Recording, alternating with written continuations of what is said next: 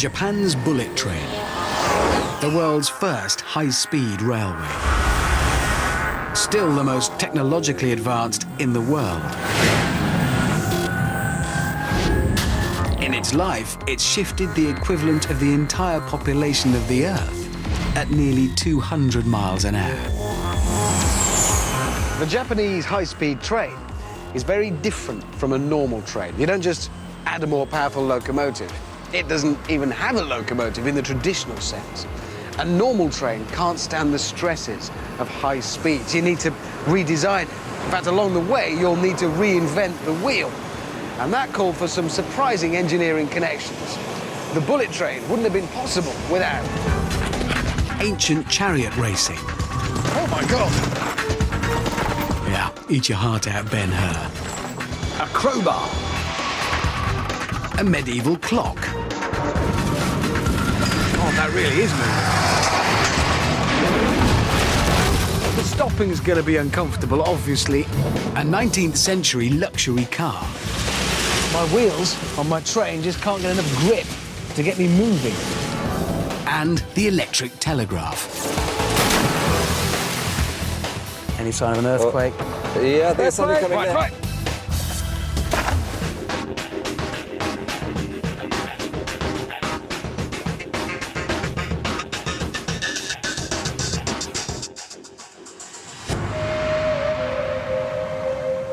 Japan, a rugged land of volcanic mountains and devastating earthquakes. Most of the population is squeezed into some of the largest cities on the planet. Getting around the country is a challenge. Space for roads is restricted, and to move all the travelers by air, 3 jumbo jets would have to take off every 5 minutes. So the Japanese chose the train for mass transport. They transformed the humble train into an iconic and sophisticated engineering marvel.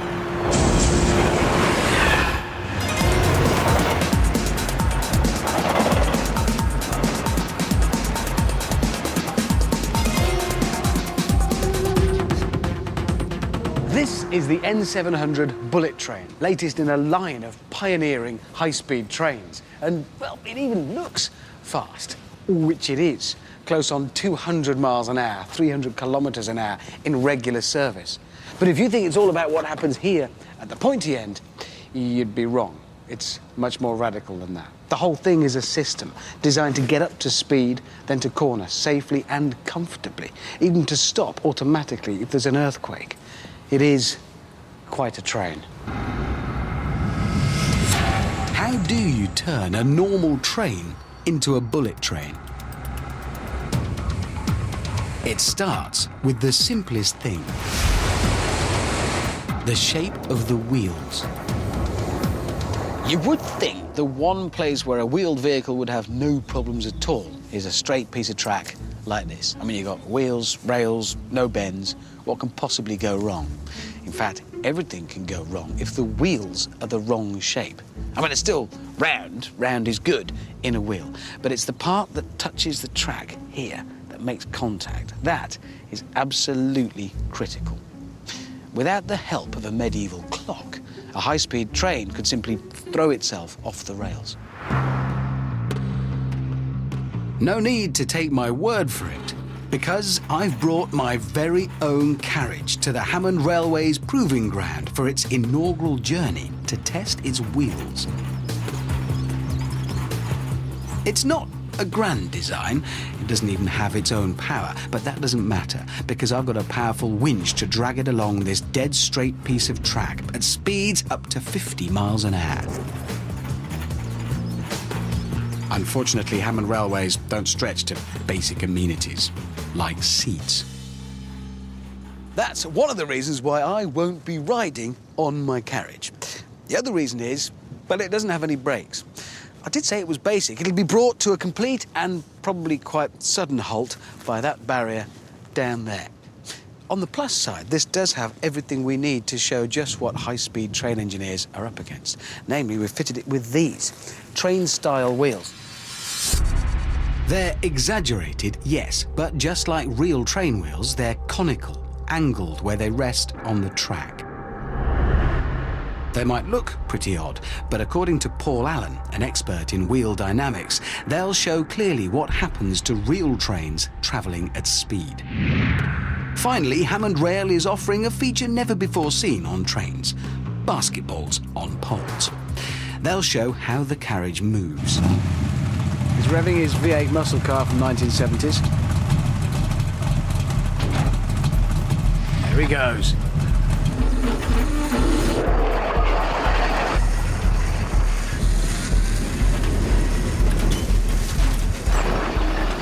As it speeds down the track at about 40 miles an hour, the carriage starts rocking from side to side.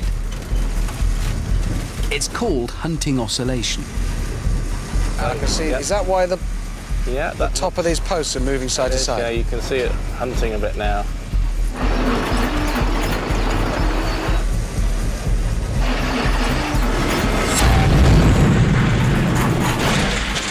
That's not gone at all well for it, has it? That's a bad thing. The kind of thing you need to avoid in a real train. And this isn't just a problem for Hammond Rail. Real trains have derailed on straight track, and the repeated sideways movement can also damage the track itself, like this one in Germany. Wobbling along a dead straight track is the fault of those cone-shaped wheels. So they don't seem like such a good idea. Why aren't they flat? The problem with flat wheels is we need to get round a curve. Yeah. So if we try and do that with flat wheels, Right. I've got my flat wheel here. We run it down the track. See, it works. It doesn't work. It doesn't not so work. much. Yes, but we all know train wheels, they're round, but then they have like a flange on them that keeps them in the track. Flanges are the metal lips that sit down the side of the tracks. We could put flanges on the wheels, but the trouble is then the wheels will be guided around the curve purely on these flanges, and we'll wear them out, and we'll wear the sides of the rails out. They'll all be wrecked Very quickly. very quickly, yes. So, it's back to those conical wheels. Someone clever came along and thought, well, if we put some cone angles, then we might be able to get this to go around a curve. Go on then. Somebody came up with this. Okay. So it's off. That's where the other one got to. And it's just, well, it works. It works. Clearly. And that's just its shape Exactly, that's yes. sending it round. A cone rolling on its side turns in a circle, and train wheels use this principle. As it goes round a bend, the train is thrown out, and the outside wheel effectively gets bigger, making a sort of cone which turns the train. But because conical wheels can effectively change size, they can make trains unstable, even on straight track, causing that hunting oscillation we saw, especially at bullet train type speeds. The solution is an engineering compromise. So what we try and do is we get just the right amount of cone angle to get us around the curves we need to get round, but no more than that. So there will be an optimum amount of slope, cone, Yes. for a train that's going to go faster. Yes, so very high-speed trains have very low amounts of cone angle or conicity, and slower trains have much more conicity. So the slope on a conventional train wheel is flattened for the bullet train. The angle is halved. Each wheel is precision machined to the perfect angle. And what's good enough for a bullet train is good enough for Hammond Rail. I'm exchanging my extreme conical wheels for flatter ones. I've also added some weight to try and stop it derailing again. I'll admit, Hammond Rail doesn't offer a complete service yet. No return tickets. You have to push yourself back to the station. Inconvenient, but cheap. There he goes.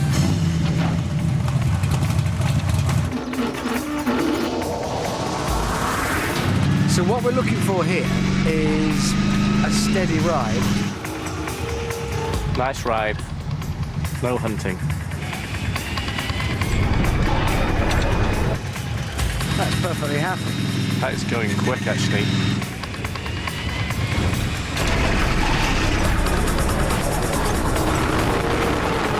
God, that really is moving.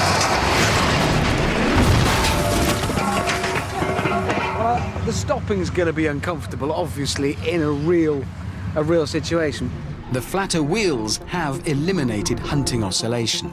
Look how steady the basketball telltales are. My carriage travels straight and true on the rails, which means it can go really fast. But still nowhere near as fast as a bullet train. For those kinds of speeds, the engineers couldn't just rely on flatter wheels to avoid hunting oscillation. They needed a two-part solution, the second part of which lay at the heart of a medieval clock. Before clocks were invented, time was pretty fluid, but medieval monks wanted regular prayer times. They needed precise clocks. And that particular prayer was answered for them around the middle of the 15th century with the invention of a new type of clock. And the device that transformed clockmaking, monastic life, and ultimately the bullet train was this, the coiled spring. And there's one in here, in this clock as well. All it does as you wind it, it coils itself around itself tighter and tighter, and that's storing energy. Then as it unwinds itself slowly, that energy is released, and it's that energy that's used to turn the gears and cogs that turn the hands and tell us the time. And with a little bit of tweaking, this horological motor would go on to help solve the problem of hunting oscillation on the bullet train. Because coiled springs are also good for suspension systems. By stretching and squashing, they smooth out bumps in the road, as car mechanics discovered in the early 20th century. And train engineers adopted the same idea. Coiled springs, in fact, are particularly good for trains because they don't just absorb up and down motion, they also dampen side-to-side rocking. On the bullet train, coiled springs absorb the energy of the hunting oscillation. Stiffer springs absorb more energy, so they dampen the sideways movement, so the train can't rock as violently. Right, they are actually building trains here, so I'll get out of their way. Thanks to some punctual monks and clever watchmakers, the engineers were able to design a train undercarriage that stops it hunting, shaking from side to side at high speeds. With flatter wheels, the train rolls so straight that it wears an almost perfect line along the rails. The machining of the wheels is the beginning of the journey for the bullet train. It ends up like this, a brand new bullet train. And once built, it's ready to take its first high-speed journey.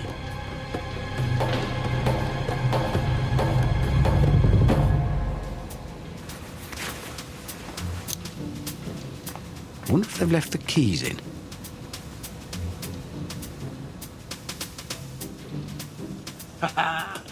Here it is, the business end. I'm guessing flat out.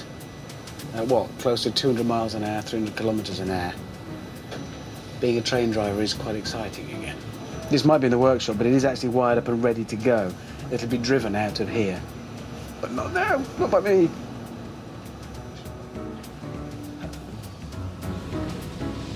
Probably just as well they didn't leave the keys.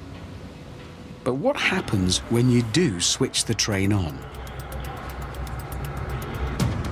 To move at all, let alone reach breakneck speeds, the bullet train needs power. And it gets all the power it needs in the form of electricity from overhead lines. The connection between the wire and the train is this device along here, the pantograph. So electricity flows in through those few square centimeters where it touches the wire, and from there, down into the train. To feed enough power, engineers faced a choice between a faster or a bigger electrical flow, stepping up the voltage or boosting the current. In a lab that looks more like the set of a sci-fi movie, Manchester University professor Ian Cotton shows the demands big currents make. So Ian, talk me through this. I'm guessing current is going to go around there somewhere. Yeah, so we have a transformer from the mains, and in this loop we get a high current. All right. Well, fire it up then. Is it working now? It will do. You'll see the numbers on the ammeter go up, so that means we're getting more current flowing through the loop. So this is the quantity of amps flying through here. Oh, hang on, look already. This wire is getting hot. What's happening? High amps, a big current, overload the thin wire. It heats it up to the point of complete failure. So if you have very, very high currents, you need to use a very big piece of metal to let the current flow. So for our train, we'd need much bigger than this. Absolutely, it would be very, very big and very, very heavy. To carry enough current for the bullet train, the overhead wires would have to be huge, thicker than a man's arm, and enormously expensive. Totally impractical for train lines that run for hundreds of miles. The only other way to give the train the juice it needs was to up the flow, the voltage. Train lines usually carry 1,500 or 3,000 volts, nowhere near enough for a bullet train, so the engineers increased it to 25,000 volts. But with such a gigantic voltage, any break in the circuit between the wire and pantograph can be catastrophic. The pantograph has, well, just one job really, to maintain that contact with the wire overhead. But it is quite an important job because lose that contact and you lose power, which would be inconvenient.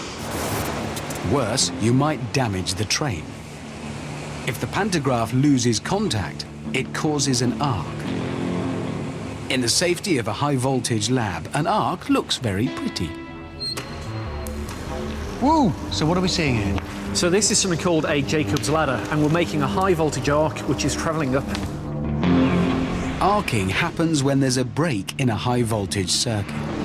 In the Jacob's ladder, there's a gap in the circuit between the two poles. The voltage is so high that it turns the gap into plasma, superheated air. And plasma is very hot, close to 10,000 degrees C, making arcs very dangerous indeed. That's arcing that we're looking at. Exactly, so that's what would happen if the pantograph moved away from the actual wire. Arcing does happen on normal trains. Here, icy overhead wires are breaking the circuit. But the higher the voltage, the more arcing is a problem. In this demonstration, I'm going to play the pantograph to see what happens to my paper train when the connection is broken. So this is a demonstration of the potential bad side of high voltage.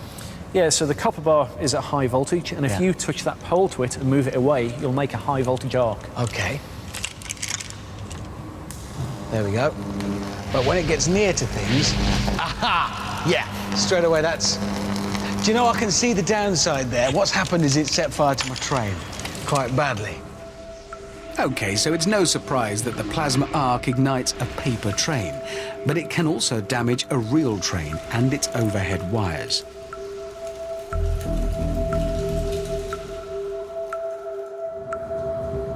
To prevent damage that could take whole lines out of action, the engineers needed a pantograph that would not lose contact with the overhead wire. And the key to their solution lies in this. It's just a crowbar. Well, a lever. And used in the right way, it can keep the pantograph pressing against the wire no matter what. Which is a good thing, because you really don't want to mess about with dodgy connections and massively powerful electrical supplies. Levers are essentially pretty simple devices. There's something long, like this, that pivots around a fulcrum, like that. The longer the lever, the more it can lift. So, to move something heavy like this anvil, I'm going to need a longer lever. Yeah, that should do the job. In place, and, well, that's easy. It was the Greek scientist Archimedes who first worked out the significance of the distance between fulcrum and where the force acts on a lever. He reckoned, rather famously, that with a long enough lever, he could move the Earth. Though he would, of course, have needed somewhere to stand to do it. The bullet train's unique pantograph acts like a lever too. A spring pulls the pantograph up. If the spring contracts, it pulls with less force. To compensate, a cunning mechanism automatically lengthens a lever, increasing the force. The whole thing is a compensatory mechanism, and the result is a constant pressure against that wire. And so far, they've been able to keep the train supplied with high voltage power without frying the pantographs. With power on board, the engineers faced their next challenge.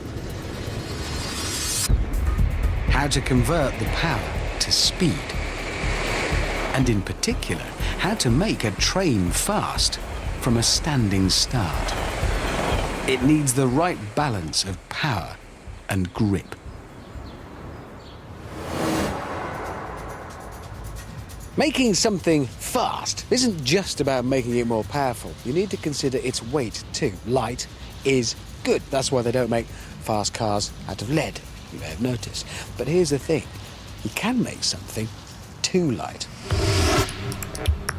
If a vehicle's too light, it can't grip the ground enough to get traction, which is how things like cars and trains turn engine power into movement. Without traction, you're not going anywhere, no matter how big your engine. To demonstrate, I've created my own train and a very slippery track for it to run on.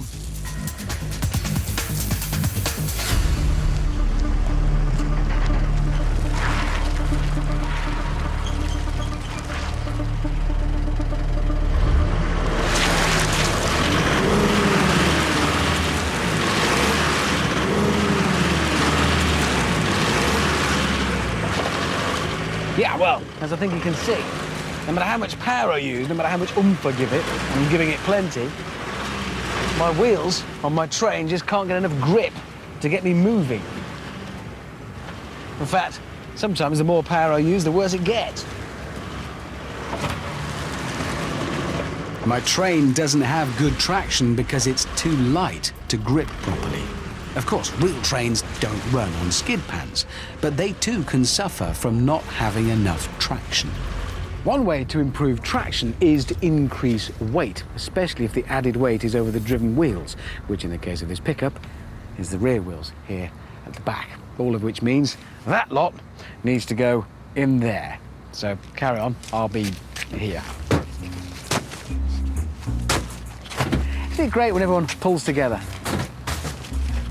Team effort. There we go. The last bag in place. I did all of that there. Those bags then, the weight right over the driven wheels at the back of the truck. Time to test it. We have added about half a ton above the rear axle.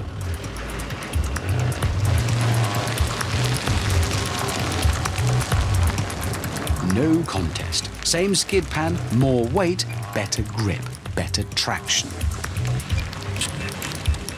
But the last thing you want to do to a train designed for speed is add weight. Instead, bullet train engineers found the solution to their traction problems in an early luxury racing car, the Lohner Porsche. In 1899, Ferdinand Porsche, that Porsche, designed a pioneering car in which each wheel was driven by a separate motor, the first four-wheel drive. And as off-roaders the world over know, with more driven wheels, you get better traction. I'm going to need to modify this vehicle. Right, that's done. This truck is now four-wheel drive. More wheels driving, it should grip. And it does. Making all four wheels driven means better traction without added weight.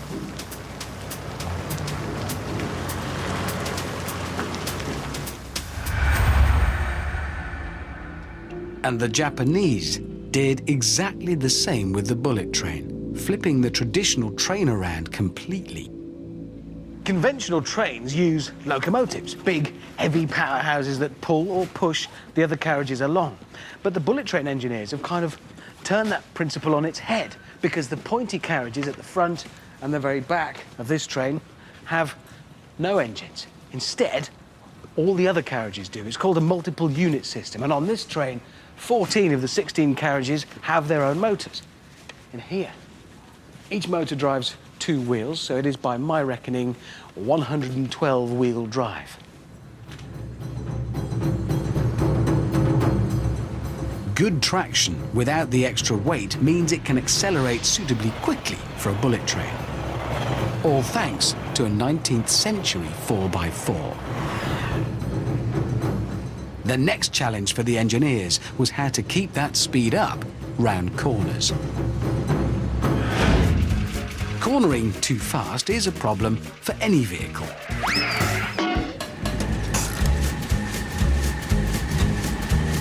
This is Dave. He and his motorcycle sidecar are going to be the guinea pigs in my new challenge. This, by the way, isn't just an awkward-to-get-at refreshment system. This water is part of the experiment. It's science. Take it away. Can Dave and the drinks complete my slalom course? Now we come to the first turn. Here we go. Dave and I go one way, and the drinks go the other. I'm going to be thirsty. I mean... Dave? Saw my drink's gone. No big surprises there, OK, but in the interest of science, we must dot the I's and cross the T's. We all know the feeling, if you've ever been around any sort of corner at speed, when you feel you're being pushed to the side. It's called centrifugal force, and basically it's because your body as an object, wants to carry on going in a straight line, but the car, or bike, is pulling you that way. So relative to it, you feel a force throwing you that way. And centrifugal force can have deadly consequences. In Osaka in 2005, a commuter train took a bend too fast and flew off the tracks. 107 people died. Thankfully, derailment is rare. But tight bends and high speeds produce strong centrifugal forces. Bullet train engineers didn't want to slow the trains down. To get round the problem, they turned to some of the very first wheeled vehicles. Chariots. Ancient charioteers knew how to corner quickly without flying off track, and so did their modern counterparts. This is a modern chariot, a scurry. Jeff Osborne is our Ben-Hur, and these are his ponies, Zig and Zag. So what am I going Well, to what do? you're going to do, you're going to keep the cart stable. I thought I was just sitting a bit of passenger. I'm going to bring a Oh, book. no, no. You're not going to read a book. You're going to lean this way and lean that way. So if I get it wrong, We'll roll over. These modern charioteers race around twisty courses with lots of cornering. And to keep the scurry stable, usually Alison sits on the back and leans into the turns. But today, I'm doing it. No pressure then. Never let go. If a pony trips, you'll be straight out the back. bad. So 1, 2, lean. 1, 2, lean, and I lean the way As and far then as you into the can. turn as far as I can Yeah. go. If the wheel starts coming off the ground, you lean further. So, after that, frankly, terrifying briefing, we're off. This is nice. I like this speed. This is fast as that.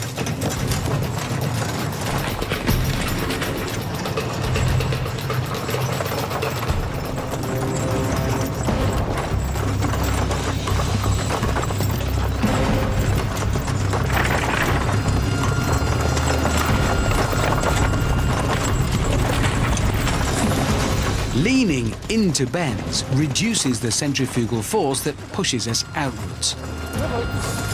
This balances the carriage and allows Zig and Zag, like their ancient counterparts, to corner faster. It's a technique first recorded by ancient Greek author Homer in his epic account of the Trojan War, the Iliad. ancient charioteers couldn't possibly have known about the Newtonian laws of inertia and centrifugal force. How could they? They hadn't been invented yet. But somehow they instinctively knew that leaning helps you turn faster. I'm sure it looks lovely, but it's really frightening. But what about my prototype mobile bar? To see if leaning is the key to success, I've fired Dave and drafted in Frank. So, I am going to try this again. I am determined to crack my motorcycle mobile refreshment system solution. And I'm going to use this, which is a rather different motorcycle and sidecar outfit, because this one tilts. I'm ready, sir.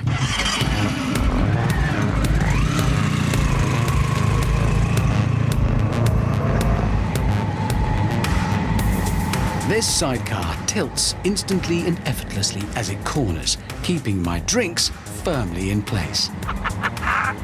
That is astonishing!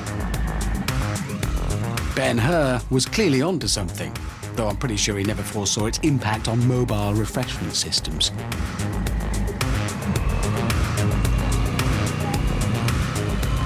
Science works! Who'd have thought? So, the more they lean, the less the force pushing outwards on sidecars, chariots, and trains. To make trains lean, tracks are banked, inclined into the bend. And that worked well for older, slower trains. But bullet trains are so fast, they need to lean even further into bends. Bullet train engineers didn't need to wait for reports from uncomfortable passengers to know that banking alone isn't enough.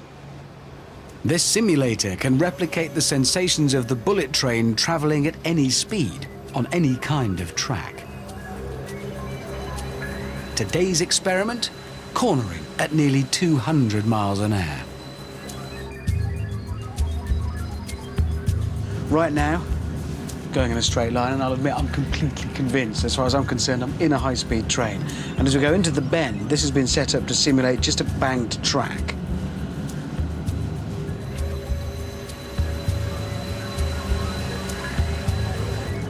Oh, I think it's starting to, yeah, I can, oh, yes, straight away.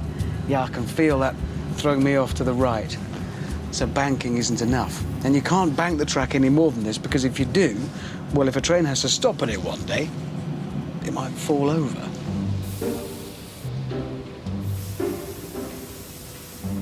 Which is where Ben-Hur comes to the rescue. Computer-controlled airbags under each carriage make the entire bullet train lean. As it corners, each section of the N700, the latest bullet train, tilts independently at just the right time and by just the right amount. On a real bullet train, the effect is quite noticeable. Or, in fact, it isn't. And that's kind of the point, isn't it? Because right now, judging by the blur through the windows, we're doing the kind of speeds that present a bit of a problem for my tea if there weren't some controlled tilting taking place. In fact, I'm so confident I'm going topless. This would be potentially dangerous without a very clever train. And look at that, I mean, it's not going anywhere. What if Ben-Hur was a tea or a coffee man? Nah, it was coffee, I'm sure of it. Thanks to ancient charioteers, bullet trains corner 12 miles an hour faster, keeping travellers right on time.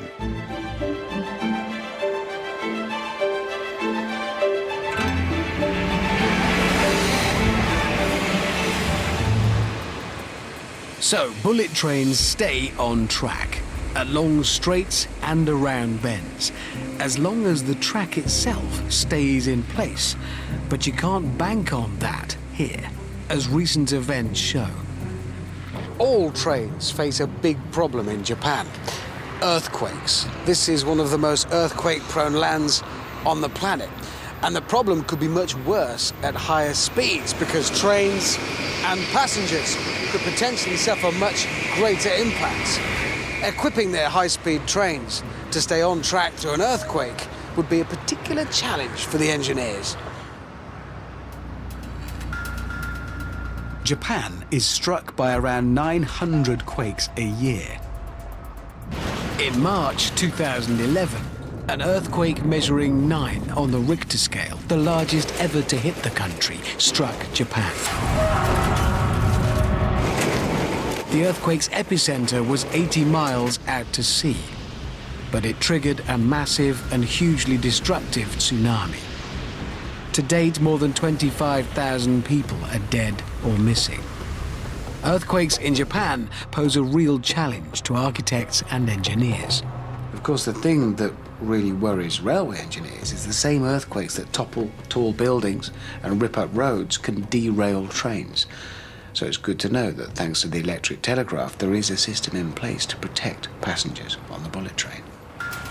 Engineers needed advance warning of earthquakes to slow the trains. So they designed the world's very first earthquake warning system. The idea was to alert engineers before a quake arrived. But in actual practice, this proves to be a problem. An earthquake warning system is really only as good as the tremor detectors or seismometers.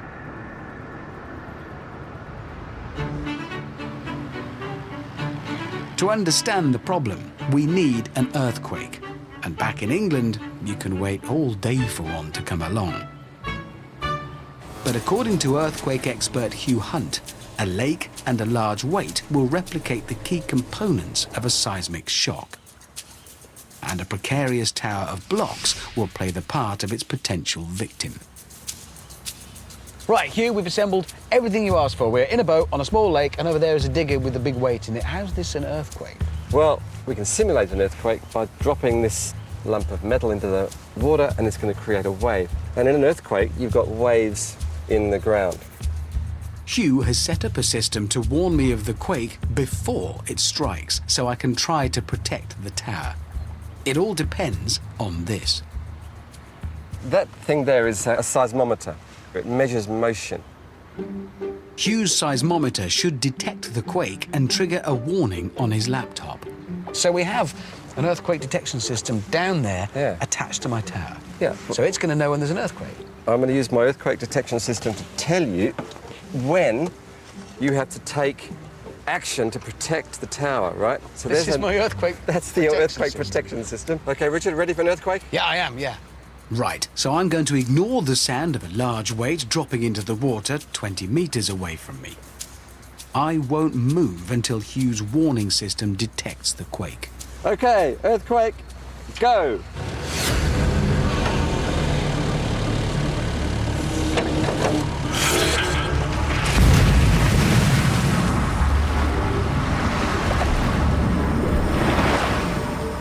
Any sign of an earthquake? Yeah, there's something coming down. Yeah. Do you see, the thing is... You're too slow. Well, how am I possibly going to... All you did was say there's an earthquake You're happening. too slow. But there was an earthquake, then it fell Look, over. it went red here, OK? But I was with my protection system and I never used it. Red means earthquake, Richard, and you were just too slow. Yeah, clearly what we have there, then, is a problem.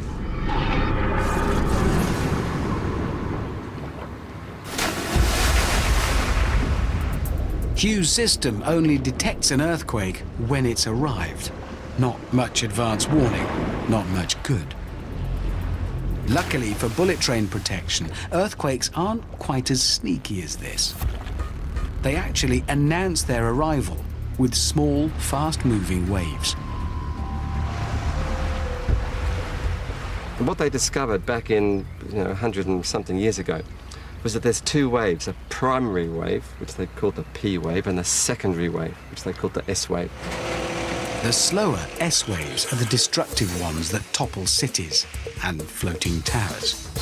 They're what Hugh's seismometer detected, but too late to be a useful warning.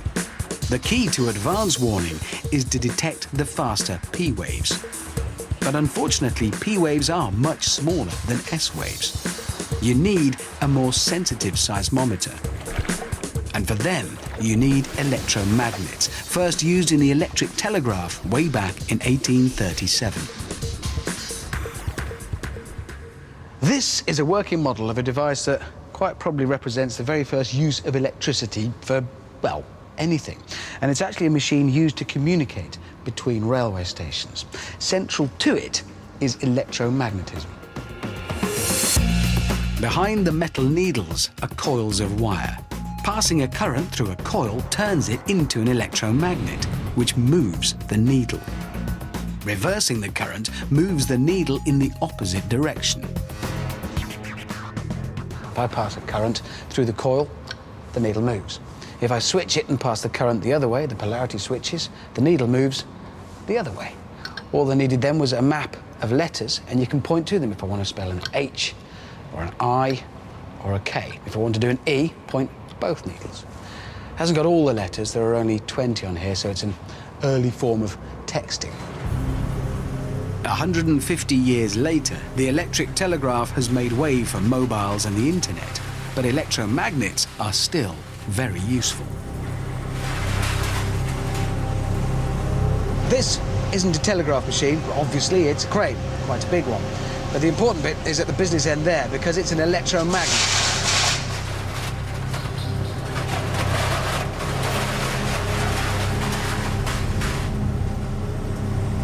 There it goes doing its thing. Basically, this is just a magnet that can be on, or at the touch of a button, off. Suddenly it's no longer a magnet. But it isn't always that simple, because it can be a question of degree. It can be powerful or less powerful. You can vary this crane's lifting power. Small current, weak magnet, less lift. Up the current and you can shift large lumps of metal. But that's not all. You can measure changes in electromagnetism very accurately, and knowing how much force is being used is the key to protecting the bullet train. And, I hope, my tower from earthquakes.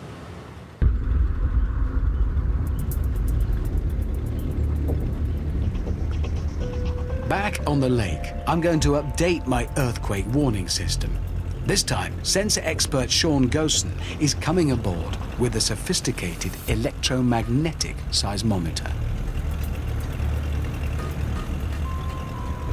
So, Sean, you came aboard bringing with you your posher piece of kit. What essentially is the difference between... This is the real deal, isn't it? This is... Yes, it's much more sensitive. Sean's seismometer uses electromagnets to detect tiny movements, such as the pulses of P waves. So will you be able to detect these finer P waves that Hugh singularly failed to do? Well, Thanks, Richard. Well, your earthquake warning system consisted of saying there's an earthquake and everything's fallen over. Sean's seismometer is so sensitive it needs to be placed on the stable lake bed. OK, well, if everybody's in the right place, we'll give this a go. I promise not to look. I'll just wait until I get a warning from Sean. We're both monitoring our system. Yeah. Are we ready for an earthquake?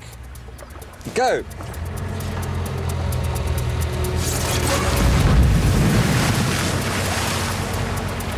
OK, Richard.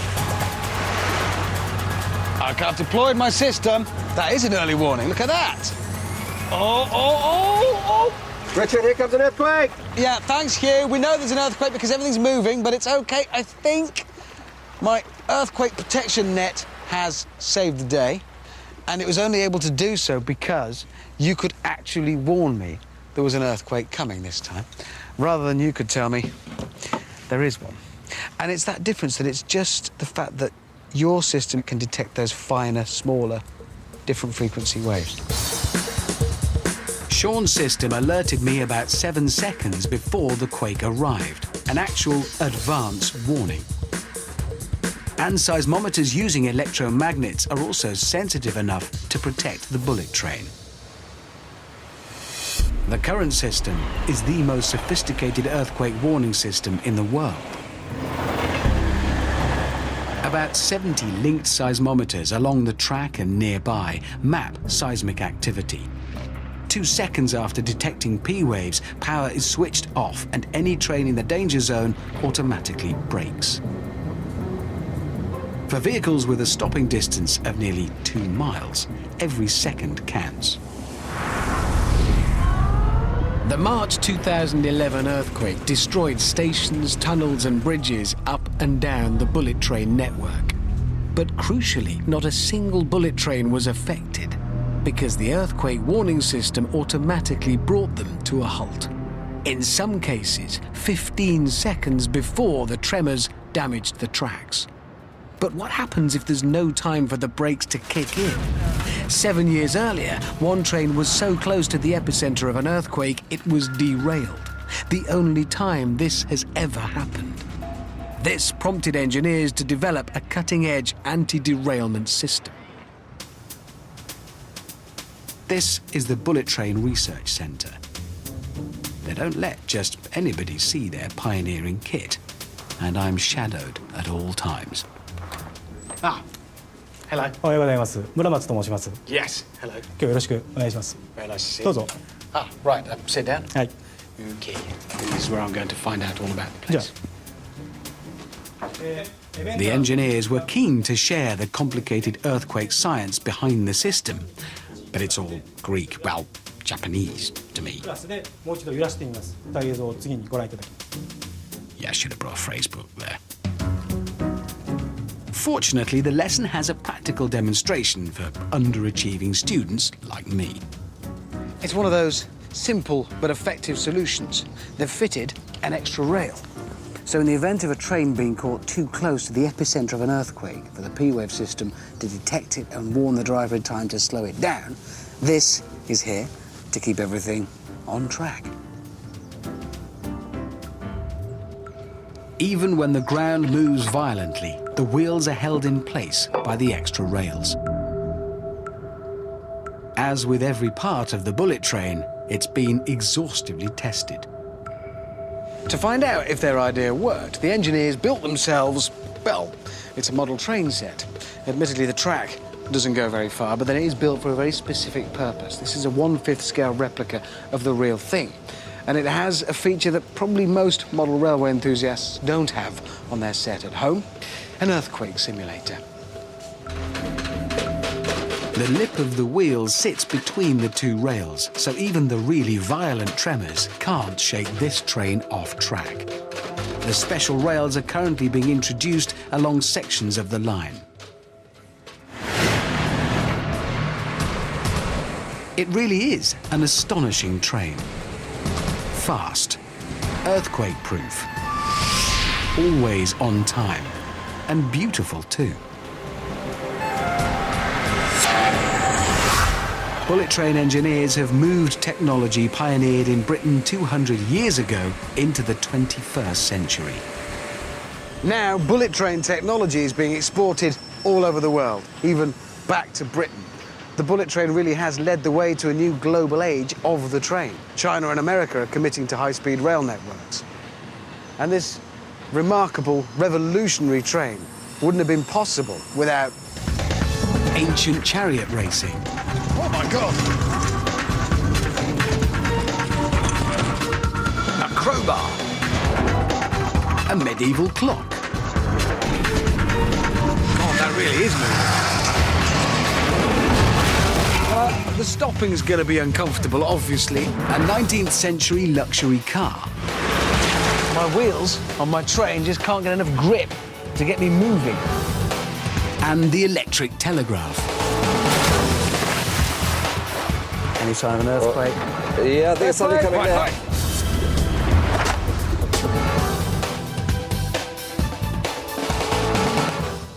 Next this evening, there's more Hammond headed your way with the added bonuses of James May and Jeremy Clarkson. Stay tuned for Top Gear.